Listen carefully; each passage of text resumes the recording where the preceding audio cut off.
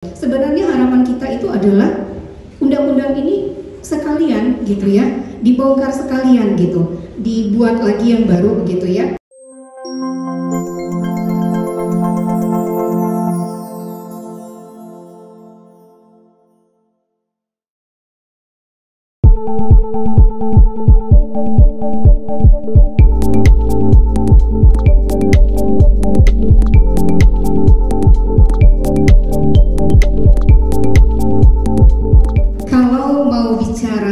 Dari kronologis gitu ya, kita undang-undang ini diterbitkan pada tahun 2011 ya, dengan nomor 23 tahun 2011. Dan sebelum undang-undang ini ada undang-undang lain Bu yang juga mengelola zakat, undang-undang nomor 38 tahun 1999 ya. Jadi ketika undang-undang 23 tahun 2011 ini dikeluarkan gitu ya, ini merombak sebagian besar dari undang-undang yang telah ada terlebih dahulu. Undang-undang nomor 38 ayat tahun 1999 3899, mohon maaf kalau terbalik-balik. Nah, karena ada agak banyak perubahan gitu ya, ketika di tahun 2012 kami pernah juga mengajukan judicial review terhadap undang-undang ini ya, meminta beberapa pasal dari undang-undang ini diperbaiki gitu. Ada yang kemudian dikabulkan tapi ada juga yang tidak ya. Nah, kita menunggu untuk melihat bagaimana hasil dari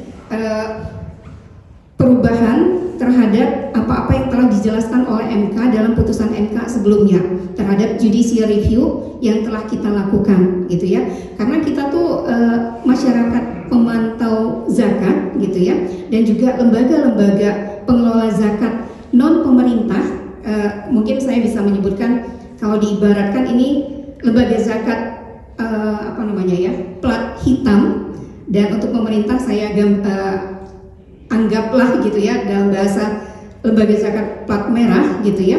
Yang plat hitam ini kemudian melihat ternyata gitu, walaupun sudah ada sedikit penjelasan dari MK gitu ya, dalam prakteknya masih ditemukan ketidaksetaraan, ketidakadilan ya, kemudian masalah-masalah lain terkait dengan untuk bisa berlangsungnya dilanjutkannya pengelolaan zakat oleh lembaga-lembaga masyarakat yang non pemerintah tadi, yang plat hitam tadi gitu ya.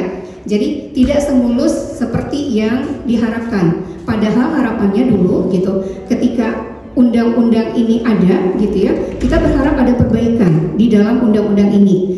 Karena anggaplah undang-undang yang pertama, undang-undang 38 tahun 99 itu agak sederhana gitu ya. Tetapi walaupun sederhana, undang-undang itu memberikan, menurut lembaga-lembaga pengelola zakat yang telah ada pada saat undang-undang itu terbit gitu, itu ada kesetaraan antara lembaga pengelola zakat plat hitam dan Basnas waktu itu, Badan Amil Zakat gitu ya. Jadi tidak terlalu membuat resah gitu. Tapi ketika kemudian ada dikeluarkan undang-undang yang baru ini, Undang-Undang 23 2011, kemudian ya tadi muncul keresahan-keresahan, dan keresahan itu akhirnya terbukti ya selama perjalanan waktu dari 2011 sampai 2024 hari-hari ini gitu, kita menemukan beberapa hal-hal yang mengganjal gitu, sehingga akhirnya diputuskanlah gitu ya, kita akan mencoba lagi untuk mengajukan judicial review ini gitu ya, dengan harapan bahwa MK akan bisa melihat ya fakta-fakta baru dari permasalahan yang ada dari undang-undang ini gitu. Seingat kami gitu ya, ketika undang-undang ini dibentuk, kami merasa nih lembaga amil zakat, pemerhati zakat waktu itu sepertinya tidak disertakan ketika pembentukan ini. Kita merasa kok undang-undang ini tiba-tiba ada saja, muncul saja gitu. Padahal lembaga amil zakat itu Bapak Ibu sekalian, sebagian besar itu lebih dulu ada, kemudian berkembang gitu ya. sebelum Basnasnya sendiri ada gitu. Jadi kita sudah melakukan advokasi, edukasi, sampai kemudian masyarakat itu tahu, oh ada lembaga amil zakat gitu, oh ada pengelola zakat yang profesional yang memberikan laporan kepada mereka ketika mereka membayarkan zakat kepada lembaga tersebut gitu ya. Penyalurannya juga dilihat bagus gitu karena ada data, ada fakta, tinjau lapangan juga oke gitu. Nah, ketika kita merasa bahwa loh di undang-undang zakat yang baru ini kita nggak dilibatkan dari sisi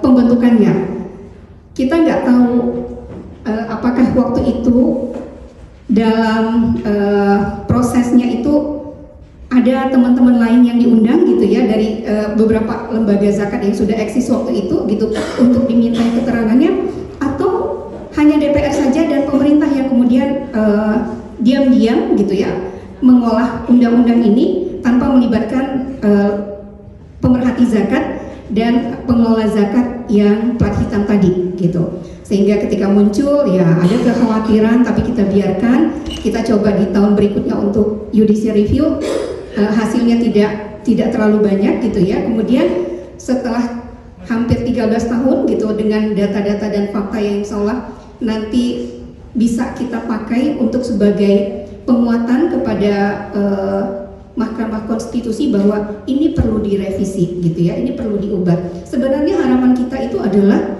undang-undang ini sekalian gitu ya, dibongkar sekalian gitu, dibuat lagi yang baru gitu ya. Kalau nanti Bapak melihat berapa jumlah pasal yang kami minta ubah itu gitu ya, kali ini kita minta ubah 11 pasal.